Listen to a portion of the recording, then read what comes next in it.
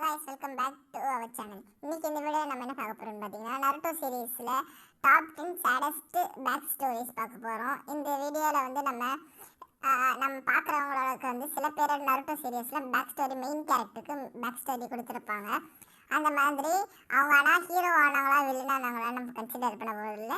யாரோட back story சேடஸ்ட்டாக இருக்கிறது இருந்தால் என்னோட லிஸ்ட்டு வந்து இதில் வந்து டாப் 10 வேறு மாதிரி இருக்கும், உங்களது வேறு மாதிரி இருக்கும். ஸோ உங்களை வந்து கமெண்ட் பண்ணுங்கள்.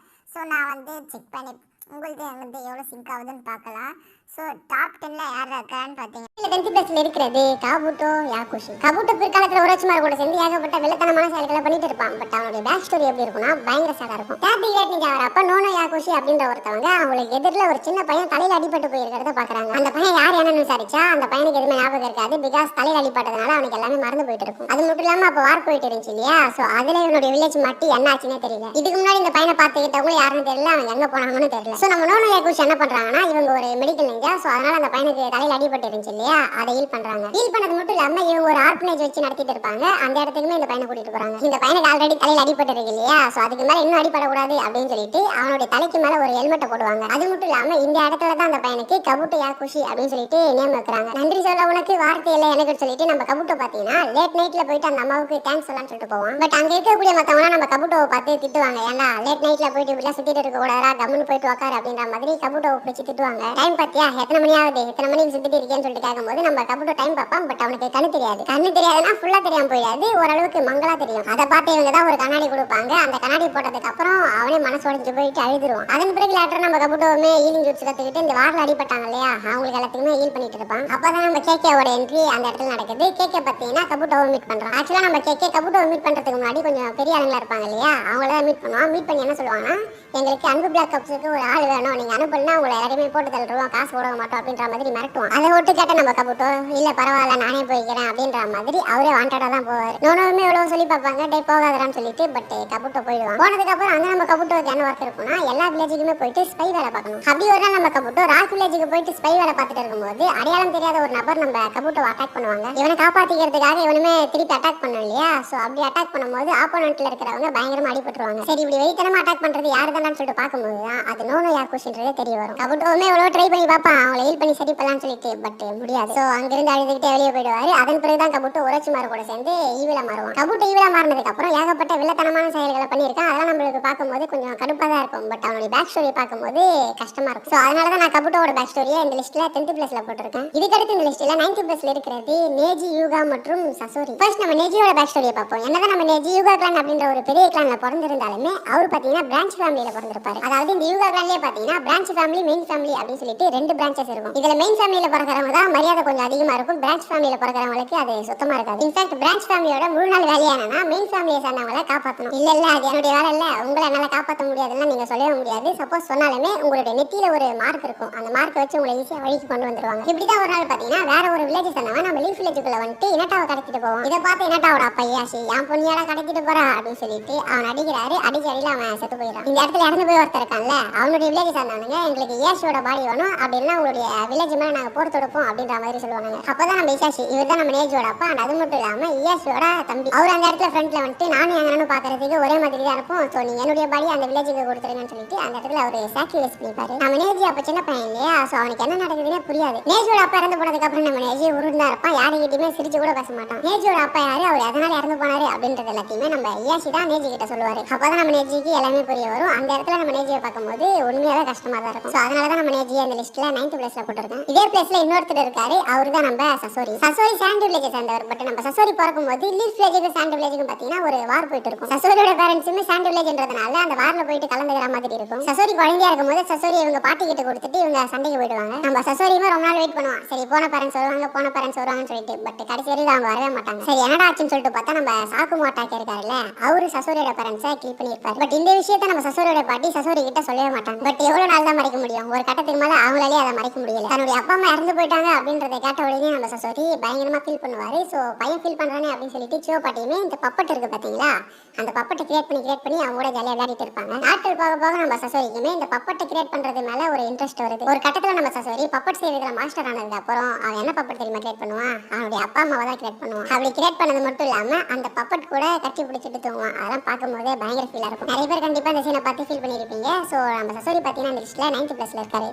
இதை தொடர்ந்து இந்த லிஸ்ட்ல 8th இருக்கிறது ஹகு சபுசாவோட ஸ்டூடெண்டா இருந்தாரு அப்படின்றது எல்லாருக்குமே தெரியும். பட் அதுக்கு முன்னாடி அவர் யாருன்னு தெரியுமா? ஹகு பாத்தீங்கன்னா லேண்ட் ஆஃப் வாட்டர் வில்லேஜ் சேர்ந்தவர். பட் அங்க இருக்கக்கூடிய பீப்புள்ஸ் எல்லாருமே கெங்கேயை யூஸ் பண்ற பசங்களை பார்த்தாலே வெறுத்துடுவாங்க. நம்ம ஹகுவோட கெங்கே வந்துட்டு ஐஸ் ரிலீஸ். இதுல இருந்து உங்களுக்கே தெரிஞ்சிருக்கும், அந்த இடத்துல இருந்து வெறுக்கப்பட்ட ஒரு நபர் தான் நம்ம ஹகு. அது மட்டும் இல்லாம ஹகுவோட அம்மா இருக்காங்க பாத்தீங்களா, அவங்களாலையுமே இந்த ஐஸ் ரிலீஸ் யூஸ் பண்ண முடியும். இவங்க அவங்க ஹஸ்பண்டுக்கு பத்தினா இந்த ஐஸ் ரிலீஸை கத்து தருவாங்க. அவர் இந்த டெக்னிக்கை கத்துக்கொண்டதுக்கு அப்புறமா ஒரு கும்பலை ஏவி விட்டு இவங்க 2 பேரையும் கில் பண்றதுக்கு அனுப்புவாரு. அதுவும் யார? தன்னுடைய சொந்த மகன் மற்றும் மனைவியை. அங்க நடந்த சண்டையில நம்ம ஹாக்குவோட அம்மா இறந்து போயிடுவாங்க. பட் ஹாக்கு பாத்தீங்கன்னா அங்க இருக்கக்கூடிய எல்லாரையுமே கொடுத்துருவோம். ஆனா அதுக்கப்புறம் நம்ம ஹாக்குவை பாத்துக்கிறதுக்கு யாருமே இல்லை இல்லையா? சோ அதனால ஹாக்குமே பாத்தீங்கன்னா தெருவா சுத்திட்டு இருப்பான். அப்பதான் நம்ம சாபுசாவை மீட் பண்ணி தத்தெடுத்து வளர்ப்பான். அதன் பிறகு நம்ம ஹாக்கு சாபுசாவுக்காக சாக்ரிஃபைஸ் பண்ணதுமே கஷ்டமா தான் இருக்கும். பட் அவனுடைய பேக் ஸ்டோரி பாத்தீங்கன்னா இன்னும் கஷ்டமா இருக்கும். சோ அதனாலதான் நான் இவர இந்த லிஸ்ட்ல 8th போட்டிருக்கேன். இதை தொடர்ந்து இந்த லிஸ்ட்ல 7th இருக்கிறது கக்காஷி அட்டாகே. லீஃப் வில்லேஜ்ல இருக்கக்கூடிய ஒன் ஆஃப் த பவர்ஃபுல்லான ஷினோபிக்கு பிறக்கிற பையன் தான் நம்ம கக்காஷி. இவருடைய அப்பா தான் சாக்குமோ ஒயிட் பேங்க் ஆஃப் த லீஃப்னா எல்லாருக்குமே தெரியும். பட் நம்ம கக்காஷோட அம்மா சின்ன வயசுல இறந்துருவாங்க. சோ கக்காஷோட அப்பா தான் முழுக்க கக்காஷியை பார்த்துப்பாரு. ஒரு நாள் நம்ம கக்காஷோட அப்பாவுக்கு ஒரு மிஷினை கொடுக்குறாங்க. அப்படி போன இடத்துல மிஷினை விட ஃப்ரெண்டு தான் முக்கியம் சொல்லிட்டு அவருடைய டீம்மேட்ஸை காப்பாத்துறாரு. அதனால அந்த மிஷினுமே ஃபெயில் ஆகுறாங்க. சோ இதுக்கு காரணம் சாக்குமோ அப்படின்னு சொல்லிட்டு எல்லாருமே சாக்குமா மேல பழைய தூக்கி போறாங்க. இதனால நம்ம சாக்குமா பாத்தீங்கன்னா பயங்கரமா ஃபீல் பண்ணி டீப் டிப்ரெஷன் கூட போறாரு. அப்படி போனது மட்டும் இல்லாம ஒரு நாள் சூசைட் பண்ணி இறந்து போறாரு. இதுவே நம்ம கக்காஷிக்கு ஒரு பெரிய அடிதான். பட் அதுல இருந்து மீண்டு வந்து அவங்க ஃப்ரெண்ட்ஸ் கூட ஜாலியா இருப்பாரு. பட் நம்ம கக்காஷோட ஃப்ரெண்ட்ஸுமே ஒருத்தரா சாவாங்க. ஃபர்ஸ்ட் ஒபிட்டோ, அடுத்து ரின், அடுத்து நம்ம கக்காஷோட சென்சேவான மினாட்டோ. ஒருத்தருக்கு வாழ்க்கையில அடி இருக்கலாம், பட் அடியே வாழ்க்கையா இருக்க கூடாது அப்படின்னு ஒருத்தனுக்கு இருக்குன்னா அது நம்ம கக்காஷிக்கு தான். பட் நம்ம கக்காஷி பாத்தீங்கன்னா அது எல்லாத்தையுமே ஓவர் கம் பண்ணி வெளியே வந்திருப்பாரு. ஒரு சீன்ல கூட நம்ம சாசுகே கக்காஷியை பார்த்து நீ மட்டும் இப்ப ரிலீஸ் பண்ணி விடல, உனக்கு சொந்தமானவங்க எல்லாரையுமே போட்டு தள்ளுறா அப்படின்ற மாதிரி கக்காஷி கிட்ட சொல்லுவான். அதை கேட்டதுக்கு அப்புறம் நம்ம கக்காஷியோட ரியாக்ஷனை பார்த்தாலே உங்களுக்கு தெரியும் நம்ம கக்காஷி அந்த அளவுக்கு அடிபட்டு இருக்காருன்றது. எல்லாருமே கண்டிப்பா பார்த்திருப்பீங்க. சோ நம்ம லிஸ்ட்ல கக்காஷி பாத்தீங்கன்னா 7th பிடிச்சிருக்காரு. 7th லிஸ்ட் போடணும்னு சொல்லிட்டு நான் போட்ட ஒரு லிஸ்ட் தான். சோ யாரும் தப்பா நினைச்சுக்காதீங்க. ஏன்னா நம்ம கக்காஷி பாத்தீங்கன்னா டாப் 5 அவர் கூட டிசர்வான ஒரு பர்சன் தான். ஒரு ஆர்டரா போலாமேன்னு சொல்லிட்டு தான் இந்த லிஸ்ட் போட்டுருக்கே தவிர வேற எந்த ஒரு ரீசனுமே கிடையாது. அவன் வழி அவனுக்கு தான் தெரியும். இந்த லிஸ்ட்ல 6th இருக்கிறது சாசுகே உச்சிஹா. என்னதான் நம்ம சாசுகே லீஃப் வில்லேஜ்ல இருக்கக்கூடிய உச்சிஹா கிளான் அப்படின்ற ஒரு பெரிய கிளான்ல பிறந்து அப்பா அம்மா அண்ணன் சொல்லிட்டு சந்தோஷமா வாழ்ந்து வந்தாலுமே அது எல்லாமே ரொம்ப நாளைக்கு நீடிச்சிருக்காது. அண்ட் அது மட்டும் இல்லாம நம்ம சாசுகேவுக்கு அவங்க அண்ணன் இட்டாச்சியை சின்ன வயசுல இருந்தே ரொம்ப பிடிக்கும். பட் அவங்க கூட ஸ்பெண்ட் பண்றதுக்கு டைமே கிடையாது. சாசுகேவோட அப்பாவும் இட்டாச்சி தான் தூக்கி வச்சு பேசுவதை தவிர சாசுகேவை கண்டுக்க கூட மாட்டாரு. இதெல்லாம் பார்த்ததுக்கு அப்புறமா தான் நம்ம அண்ணன் இட்டாச்சி மாதிரி நம்மளும் பவர்ஃபுல்லா மாறணும்னு சொல்லிட்டு சாசுகே நினைப்பான். பட் ஆனா ஒரு நாள் யாருன்னு தெரியாத ஒருத்தர் இவங்க கிளானை சேர்ந்த மொத்த பேருமே போட்டு தள்ளுறான். அது யாருன்னு பார்த்தா நம்ம சாசுகே உயிருக்கு உயிரா நேசிச்சு அவங்க அண்ணன் இட்டாச்சி. அதுல இட்டாச்சி பாத்தீங்கன்னா அவனுடைய சொந்த அப்பா அம்மாவே போட்டு தள்ளியிருப்பான். அதையுமே நம்ம சாசுகே கிட்ட காமிச்சிருப்பான். சடனா இந்த மாதிரி ஒரு சம்பவத்தை பார்க்கிற ஒரு சின்ன பையனுடைய மனநிலை எப்படி இருக்குன்னு சொல்லிட்டு நீங்களே இமேஜின் பண்ணி பாருங்க. அந்த இடத்துல நம்ம சாசுகே எந்த அளவுக்கு இட்டாச்சி நல்லவன் நினைச்சிட்டு இருந்தானோ அதை விட டபுள் மடங்கு அவன் கெட்டவன்றதை புரிஞ்சுக்கிறான். ஏன்னா இட்டாச்சி அதனால இதெல்லாம் பண்ணான்னு சொல்லிட்டு அப்ப நம்ம சாசுகேவுக்கு தெரியாது இல்லையா? சோ அந்த இடத்துல நம்ம சாசுகே என்ன பண்றான்னா எல்லாத்தையுமே தூக்கி ஓர வச்சுட்டு என்னுடைய கிளானை மொத்தமா அழிச்சவனும் என்னுடைய அப்பா அம்மாவை போட்டு தள்ளவனையும் நான் கொல்லாம விட மாட்டேன்னு சொல்லிட்டு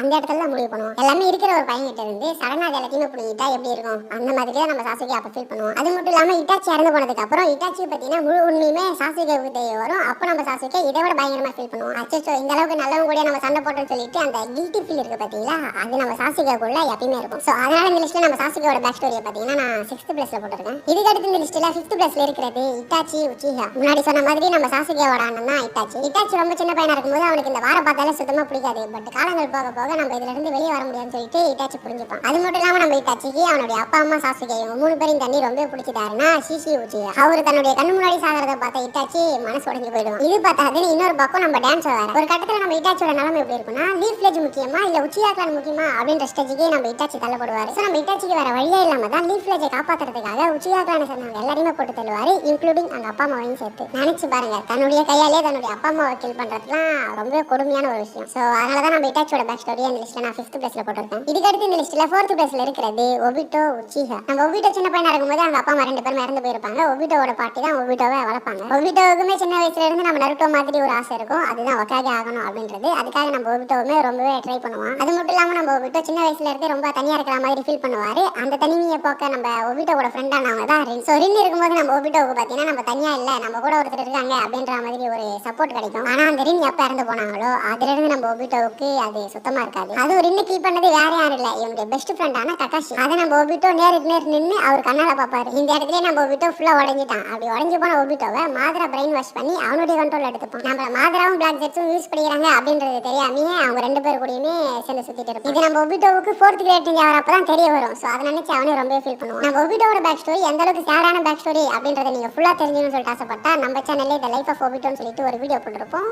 அந்த வீடியோவோட ஃபர்ஸ்ட் 5 மினிட்ஸ் நீங்க பார்த்தாலே போதும். அந்த அளவுக்கு நம்ம ஒபிட்டோட பேக் ஸ்டோரி பார்த்தீங்கன்னா ரொம்ப சேடா இருக்கும். அவனுக்கே புரியாது இப்போ நம்ம பண்றது கரெக்டா தப்பான்னு சொல்லிட்டு ஒபிட்டோவுக்கே புரியாது. இந்த உலகத்தோட ரூல்ஸ் அண்ட் ரெகுலேஷனே ரொம்ப தப்பா இருக்கு. ஸோ அதனால நான் இந்த உலகத்தை அழிக்க போறேன்னு சொல்லிட்டு கிளம்பியிருப்பான். ஒபிட்டோட பாஸ்ட் லைஃப்ல நடந்த அந்த ஒரு இன்சிடென்ட் இருக்கு பாத்தீங்களா, அது நம்ம ஒபிட்டோ சாகுற வரைக்கும் அவன் கூட இருக்கும். ஸோ அதனால தான் இந்த லிஸ்ட்ல நான் ஒபிட்டோவை 4th பிளேஸ்ல போட்டிருக்கேன். இந்த லிஸ்ட்ல 3rd பிளேஸ்ல இருக்கிறது காரா. காரா பாத்தீங்கன்னா சாண்ட் வில்லேஜ் சேர்ந்தவர். அதுவும் சாண்ட் வில்லேஜ்ல இருக்கக்கூடிய லீடரோட பையன். காரா கூட பிறந்தவங்க 2 பேர் இருப்பாங்க. ஒன்னு டேமரி, இன்னொன்னு கண்கோரு. அப்பதான் நம்ம காராவோட அப்பா ராசா என்ன பண்றாருன்னா, நம்ம வில்லேஜுக்கு ஒரு ஜிஞ்சுரிக்கு தேவை. ஸோ இந்த பீஸ்ட் யார் உடம்புக்குள்ள சீல் பண்ணலாம்னு சொல்லிட்டு பிளான் பண்றாரு. அதுக்கு ஃபர்ஸ்ட் இவருடைய பசங்களே ஒரு ரெஃபரன்ஸ் எடுக்கிறாரு. பட் அதுல நம்ம டேமரி மற்றும் கண்கோரு இவங்க 2 பேரும் பாத்தீங்கன்னா அதுக்கு செட் ஆகல. ஃபைனலா அதுக்கு இவன் தான் பர்ஃபெக்ட்டா இருப்பான்னு சொல்லிட்டு நம்ம காராவை தூக்கி ஜிஞ்சுரிக்கா போட்டுறாங்க. அப்ப நம்ம காரா ரொம்பவே சின்ன பையன். ரொம்பவே எந்த அளவுக்கு சின்ன பையன் அப்படின்றத நீங்களே பார்த்திருப்பீங்க. நம்ம காராக்குள்ள இந்த பீஸ்ட் சீல் பண்ணது வேற யாரும் இல்ல, சியோ பாடி தான். ஸோ இதனால நம்ம காரா பிறக்கும் போது அவங்க அம்மா இறந்து போறாங்க. பட் அவங்க சாகிறதுக்கு முன்னாடி நம்ம காராவை பார்த்து நான் கூட எப்பயுமே இருப்பேன் மகனேன்னு சொல்லிட்டு தான் இறந்து போவாங்க. அண்ட் அதன் பிறகு சில காலங்கள் போகுது. வழக்கமா எல்லாம் ஜிஞ்சுரிக்கி இருக்கக்கூடிய கஷ்டங்கள் எல்லாமே நம்ம காராவுக்குமே வருது. காராவோட அப்பா ராசா இருக்காரு பாத்தீங்களா, அவர் நம்ம காராவை ஒரு ரூமுக்குள்ளேயே அடைச்சு வச்சு அவனுக்கு எல்லா விதமான டெக்னிக்ஸையுமே கத்து தருவாரு. அண்ட் அது மட்டும் இல்லாம காராக்குள்ள இருக்கக்கூடிய அந்த பீஸ்ட் இருக்கு பாத்தீங்களா, அது நைட்டு ஃபுல்லா நம்ம காராவை தூங்கவே விடாது. காரா அவன் ஏஜ் பசங்க கிட்ட பேசலாம்னு சொல்லிட்டு போவான். பட் அவங்க எல்லாருமே காராவை பார்த்த உடனே தெரிச்சு ஓட்டுவானுங்க. அப்படி ஓடுறவனுங்க நம்ம காரா அவனுடைய சாண்டை யூஸ் பண்ணி பிடிப்பான். பட் அப்படி பிடிக்கும் போதே பாதி பேர் செத்து போயிடுவானுங்க. இது அதிகமா நம்ம காரா தெரிஞ்சு பண்ண மாட்டான். ஒரு நார்மலான பையனுக்கு கிடைக்க வேண்டிய எல்லாமே நம்மளுக்கும் கிடைச்சா நல்லா இருக்கும்னு சொல்லிட்டு தான் பண்ணுவான். பட் அதே பாத்தீங்கன்னா அவனுக்கு தப்பா போயிடும். அப்ப நம்ம காராவோட அங்கிள் தான் காராவுக்கு அன்பு பாசம்னா என்னன்னு சொல்லிட்டு புரிய வைப்பாரு. இப்படியே சில நாட்கள் போக ஒரு நாள் யாருன்னே தெரியாத ஒருத்தர் நம்ம காராவை அட்டாக் பண்றான். காராவை அட்டாக் பண்ணா காரா கிட்ட இருக்கக்கூடிய சாண்டை சும்மா இருக்குமா? ஸோ அட்டாக் பண்ண தூக்கி சொல்லுது. சரி அட்டாக் பண்ணது யாரான்னு சொல்லிட்டு கிட்ட போய் பார்த்தா அது வேற யாரும் இல்ல, காராவோட அங்கிள் தான். அட பாவி, நீ யாரா என்ன கொலை பண்ண பார்த்தேன்னு சொல்லிட்டு அவர்கிட்ட கேட்க, இல்லடா மகனே இது உன்னுடைய அப்பாவோட பிளான் சொல்லிட்டு அவர் சொல்லுவாரு. அப்போ உங்களுக்கு இதுல சம்மந்தம் இல்லைல்ல அப்படின்னு சொல்லிட்டு நம்ம காரா கேட்பான். யார் சொன்னது? எனக்கு இதுல சம்மந்தம் இருக்குன்னு சொல்லிட்டு அந்த பேப்பர் பம்ப்ஸ் அவருடைய உடம்புக்குள்ள இருக்கும், அதை பிளாஸ்ட் பண்ணுவாரு. அந்த பேப்பர் பம்ப்ஸ் வெடிக்க வைக்கிறதுக்கு முன்னாடி நம்ம காராவை பார்த்து ஒன்று சொல்லுவாரு, உன்னை எனக்கும் பிடிக்காது, உங்க அம்மாவுக்கும் பிடிக்காது, உங்க அப்பாவுக்கும் பிடிக்காது, ஏன் உன்னை யாருக்குமே பிடிக்காதா அப்படின்ற மாதிரி பயங்கரமா சொல்லுவாரு. அப்ப நம்ம காரா வேற ரொம்ப சின்ன பையன் இல்லையா, ஸோ அவன் பயங்கரமா உடஞ்சு போயிடுவான். அதன் பிறகுதான் நம்ம காரா இனிமே எவனுக்குமே பாவம் பார்க்க மாட்டேன்டா, எனக்கு என்ன தோணுதோ அதை மட்டும் தான் பண்ணணும்னு சொல்லிட்டு ஊருக்குள்ள சுத்திட்டு இருப்பாரு. அதுக்கப்புறம் நம்ம நருட்டோ மீட் பண்ணி நருட்டோ கூட ஃப்ரெண்ட் ஆகி நல்லவனா மாறுவாரு. அது வேற கதை. பட் காராவோட பேக் ஸ்டோரி பாத்தீங்கன்னா உண்மையாவே சேடா தான் இருக்கும். ஸோ அதனால தான் பாத்தீங்கன்னா நான் காராவோட பேக் ஸ்டோரி இந்த லிஸ்ட்ல 3rd பிளேஸ்ல போட்டிருக்கேன். இதை தொடர்ந்து இந்த லிஸ்ட்ல 2nd பிளேஸ்ல இருக்கிறது நாகட்டோ உசுமாக்கி. நாகட்டோட பேக் ஸ்டோரியை வச்சு ஆக்சுவலா ஒரு படமே எடுக்கலாம். நாகட்டோ சின்ன பையனா இருக்கும்போது அவங்க அப்பா அம்மா கூட சேர்ந்து வீட்டுல சந்தோஷமா தான் இருப்பாங்க. பட் அப்ப பாத்தீங்கன்னா இடன் ரெயின் வில்லேஜுக்கும் இடன் லீஃப் வில்லேஜுக்கும் பயங்கரமா சண்டை நடக்கும். நம்ம நாகட்டோவுமே ரெயின் வில்லேஜ் சேர்ந்தவர் தானே. ஸோ அவர் இருக்கக்கூடிய இடமும் பாத்தீங்கன்னா கொஞ்சம் ஆபத்துல தான் இருக்கும். பட் ஒரு கட்டத்துல லீஃப் வில்லேஜ் சேர்ந்த சம்பந்தம் இல்லாம 2 பேர் பாத்தீங்கன்னா நம்ம நாகட்டோட வீட்டுக்குள்ள போந்து நாகட்டோட பேரண்ட்ஸ் 2 பேருமே போட்டு தள்ளுறாங்க. இதை நம்ம நாகட்டோ பக்கத்துல இருந்து பார்ப்பான். பக்கத்துல இருந்து பார்த்தது மட்டும் இல்லாம அவனுக்குள்ள அந்த ரிங்கியன் இருக்கு பாத்தீங்களா, அதை யூஸ் பண்ணி இவங்க அப்பா அம்மாவை போட்டு தள்ள 2 பேருமே போட்டு தள்ளுறோம். இப்ப நம்ம நாகட்டோட அப்பா அம்மாவும் இல்ல, வீடும் இல்ல, சாப்பிடறதுக்கு சாப்பாடும் இல்ல. ஸோ என்ன பண்றதே தெரியாம தெருவா அலைஞ்சிட்டு இருப்பான். வீடு வீடா போயிட்டு கதவு தட்டி ஐயா சாப்பாடு இருந்தா கொடுங்க ஐயான்னு சொல்லிட்டு கேட்பான். பட் ஒருத்தனுமே ஹெல்ப் பண்ண மாட்டான். அந்த நிலைமையில தான் நம்ம கொன நாகட்டோவுக்கு ஹெல்ப் பண்ணுவாங்க. அதன் பிறகு நம்ம நாகட்டோவுமே கொன நண்டு எகிக்கோ இவங்க 3 பேர் சேர்ந்து ஒன்னா சுத்திட்டு இருப்பாங்க. அப்பதான் இன்னொரு பக்கம் நம்ம ஜெரையா சுனாடே மற்றும் ஒரோச்சுமாரி இவங்க 3 பேரும் சண்டை போட்டு இருப்பாங்க. அவங்க 3 பேர் கிட்டே இவங்க 3 பேர் ஹெல்ப் கேட்க நம்ம ஜெரையா இவங்க 3 பேருக்குமே ட்ரைனிங் கொடுக்க ஒத்துப்பாரு. இப்படி சில நாட்கள் போக இவங்களுக்கு ஒரு பயங்கரமான பிரச்சனை வருது. பட் அங்கதான் ஒரு ட்விஸ்ட். அதுக்கு காரணமும் நம்ம டான்ஸோ தான். டான்ஸோவும் ஆன்ஸோவும் சேர்ந்து கொனனை கடத்தி வச்சுப்பானுங்க. எகிகோவை கில் பண்ணா மட்டும்தான் நான் கொனனை விடுவேன் அப்படின்ற மாதிரி நம்ம நாகட்டோவே மிரட்டுவானுங்க. அதை பார்த்து நம்ம எகிகோவும் வேற வழியே இல்லாம நாகட்டோ கிட்ட ஒரு கத்தி இருக்கும், அந்த கத்தியில போயிட்டு அவரே குத்தி சூசைட் பண்ணி இறந்து போறாரு. இந்த இடத்துல இருந்து தான் நம்ம நாகட்டோ ஃபுல்லா ஒரு ஈவிலா மாறுவோம். அதுக்கு மெயின் ரீசன் நம்ம நாகட்டோட பேக் ஸ்டோரி தான். ஸோ அதனால தான் நான் நாகட்டோவை இந்த லிஸ்ட்ல 2nd பிளேஸ்ல போட்டுருக்கேன். ஃபைனலா இந்த லிஸ்ட்ல 1st பிளேஸ்ல இருக்கிறது அஃப்கோர்ஸ் எல்லாருக்குமே தெரிஞ்சிருக்கும், நம்ம நருட்டோ உசுமாக்கி தான். நருட்டோ எப்படின்னா சின்ன வயசுலயே அவனுக்கு எல்லா பவர்ஸும் எல்லா அங்கீகாரமும் கிடைக்கக்கூடிய ஒரு பையன். பட் அது எதுவுமே அவனுக்கு கிடைச்சிருக்காது. அதுக்கு பதிலாக நம்ம நருட்டோக்குள்ள 9 பெஸ்ட் இருக்கிறதுனால நம்ம நருட்டோ கிட்ட எவனுமே பேச மாட்டானுங்க. பேசலாம் கூட பரவாயில்ல, பட் பயந்து போயிட்டு ஓடுவானுங்க பாத்தீங்களா, ஐயோ அவனை பார்த்தாலே பயமா இருக்கடான்னு சொல்லிட்டு அதெல்லாம் பாக்குறதுக்கே பயங்கர சேடா தான் இருக்கும். நருட்டோ பிறக்கும் போதே அவங்க அப்பா அம்மா 2 பேரும் இறந்து போயிடுவாங்க. ஸோ நம்ம நருட்டோ பாத்தீங்கன்னா தனியா தான் வளருவாரு. முன்னாடி நம்ம ஒபிட்டோவுக்கு ஒரு கோல் சொன்னோம்ல, நம்ம தனியா இருக்கிறோம் பட் ஒக்காகேவாயிட்டா அந்த தனிமை இருக்காதுன்னு சொல்லிட்டு ஒக்காகேவை நினைப்பாங்க பாத்தீங்களா, அதே மாதிரி தான் நம்ம நருட்டோவுமே நினைப்பாரு. அதுக்காக நம்ம நருட்டோ ஒக்காகே ஆகணும்னு சொல்லிட்டு ஏகப்பட்ட முயற்சிகளை எடுத்து ஃபைனலா ஒரு நாள் ஒக்காகேவும் ஆகும். பட் நம்ம நருட்டோட அந்த பாஸ்ட் லைஃப் இருக்கு பாத்தீங்களா, அது ரொம்பவே மோசமா இருக்கும். அதுவும் அந்த எக்ஸாம் நடக்கும்போது நம்ம நருட்டோ ஃபெயில் ஆயிடுவார் இல்லையா,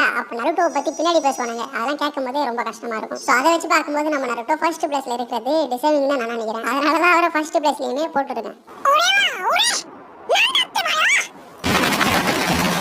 ஸோ கைஸ் நம்ம வீடியோ ரெண்டு வந்தாச்சு. இந்த வீடியோ உங்களுக்கு பிடிச்சிருந்தா மறக்காம லைக் பண்ணிட்டு உங்க ஃப்ரெண்ட்ஸ் ஷேர் பண்ணுங்க. அது மட்டும் இல்லாமல் நான் வீடியோ எல்லாத்தையும் தப்பா சொல்லிட்டு இருந்தாலும் சொல்ல மிஸ் பண்ணி அதை மறக்காம கீழே கமெண்ட்ல சொல்லுங்க. பார்க்குற எல்லாருமே தெரிஞ்சுக்கிட்டோம். அண்ட் இதே மாதிரி நான் வேற யாரை பற்றி பேசணும் எதை பற்றி பேசணும் அப்படின்னு சொல்லிட்டு உங்களுக்கு ஏதாச்சும் தோணுச்சுன்னா அதையுமே மறக்காம கீழே கமெண்ட்ல சொல்லுங்க. முடிஞ்ச அளவுக்கு நான் போட ட்ரை பண்ணுறேன். அண்ட் நான் முன்னாடி சொன்ன மாதிரி உங்களுக்குன்னு ஒரு லிஸ்ட் இருக்கும்ல, அதையுமே சொல்லுங்கப்பா. சரி ஓகே ரைட் கைஸ், இப்போ நான் சொன்னது எல்லாத்தையுமே மறக்காம கீழே கமெண்ட்ஸ்ல சொல்லிடுங்க. இதே மாதிரி அடுத்த ஒரு நல்ல வீடியோவில் உங்களை சந்திக்கும் வரை உங்ககிட்ட இருந்து விடுவது உங்கள்கிட்ட பை போயிட்டு நன்றி.